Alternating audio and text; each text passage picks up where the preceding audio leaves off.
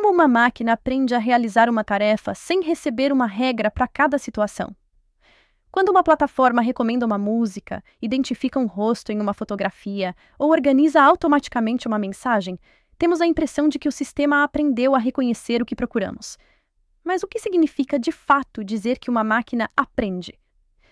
Diferentemente de uma pessoa, um sistema computacional não aprende por experiência consciente, intenção ou compreensão do mundo. Ele utiliza dados, procedimentos matemáticos e critérios de avaliação para ajustar um modelo capaz de produzir classificações, previsões ou recomendações.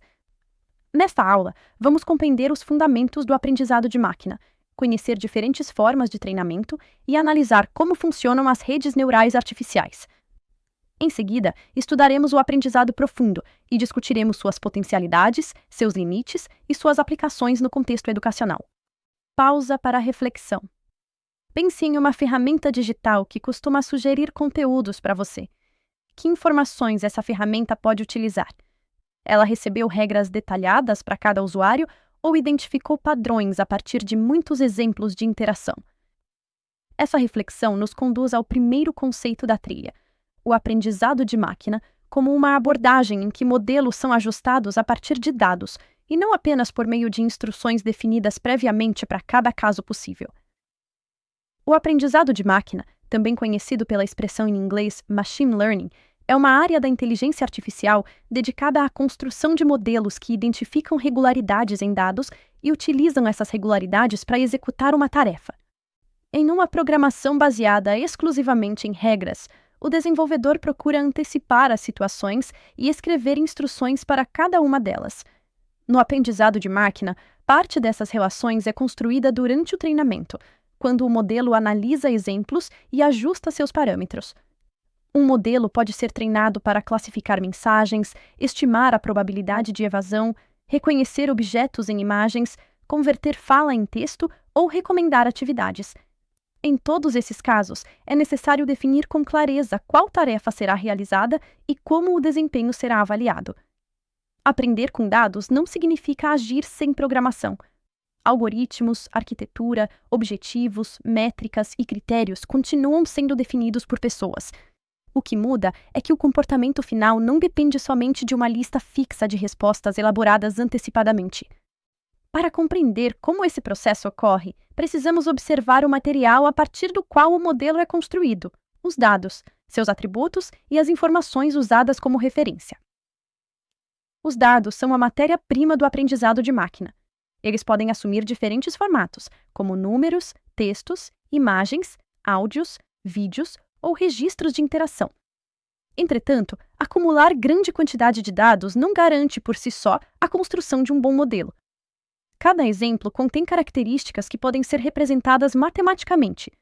Essas características são frequentemente chamadas de atributos. Em uma mensagem, por exemplo, palavras, combinações de termos, tamanho do texto e outras informações podem ser utilizadas pelo modelo para identificar regularidades.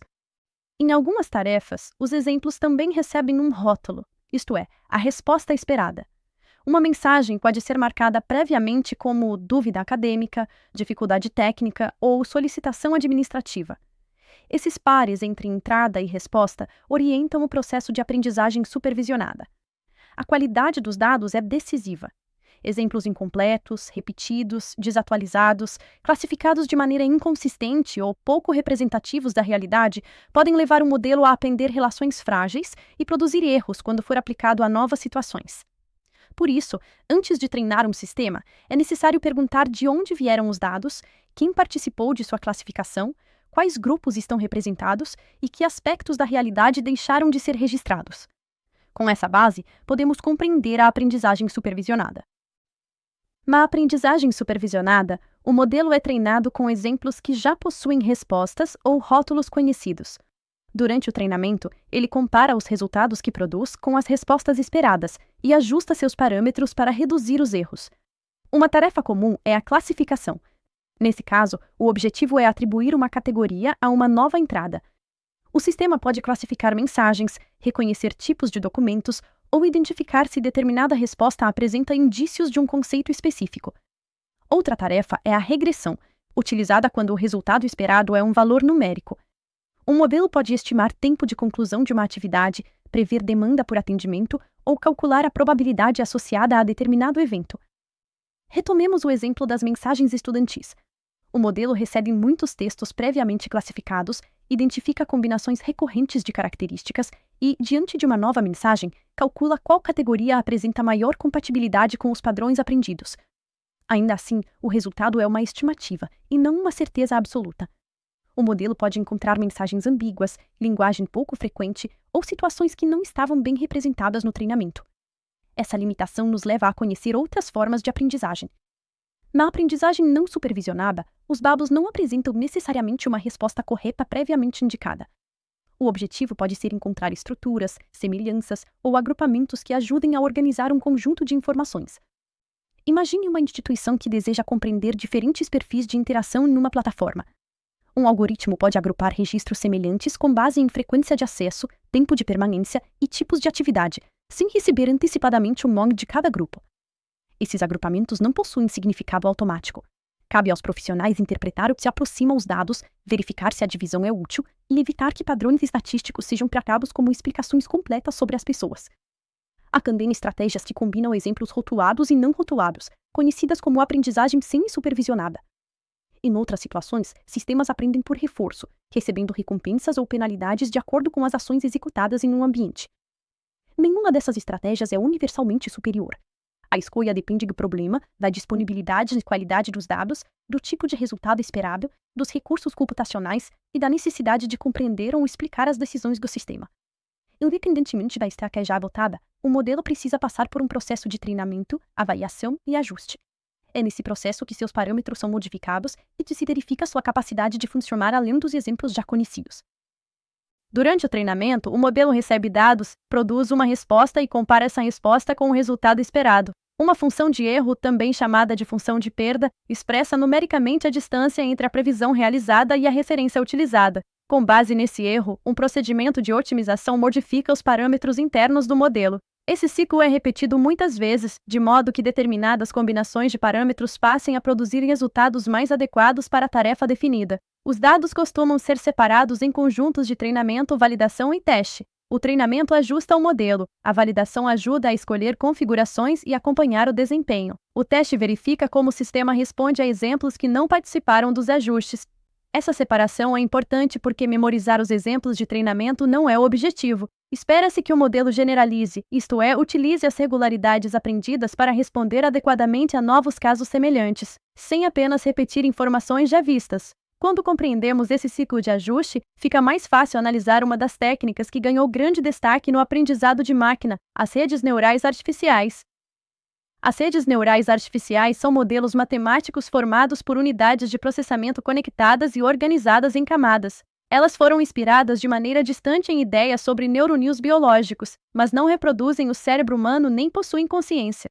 Cada unidade recebe valores, combina essas informações por meio de pesos e aplica uma função que determina o sinal enviado à camada seguinte. Os pesos representam a intensidade das conexões e são alguns dos parâmetros modificados durante o treinamento. A camada de entrada recebe a representação dos dados. As camadas intermediárias transformam essas informações, enquanto a camada de saída produz a saída ou previsão do modelo, como uma categoria, uma probabilidade ou um valor estimado. As funções de ativação introduzem transformações que permitem ao modelo representar relações mais complexas. Sem elas, mesmo uma rede com várias camadas teria capacidade limitada para aprender padrões não lineares presentes em imagens, textos, sons e outros dados. O desempenho de uma rede depende da arquitetura escolhida, da quantidade de camadas, do número de unidades, da qualidade dos dados, do procedimento de treinamento e dos critérios de avaliação. Uma rede maior não é automaticamente uma rede melhor.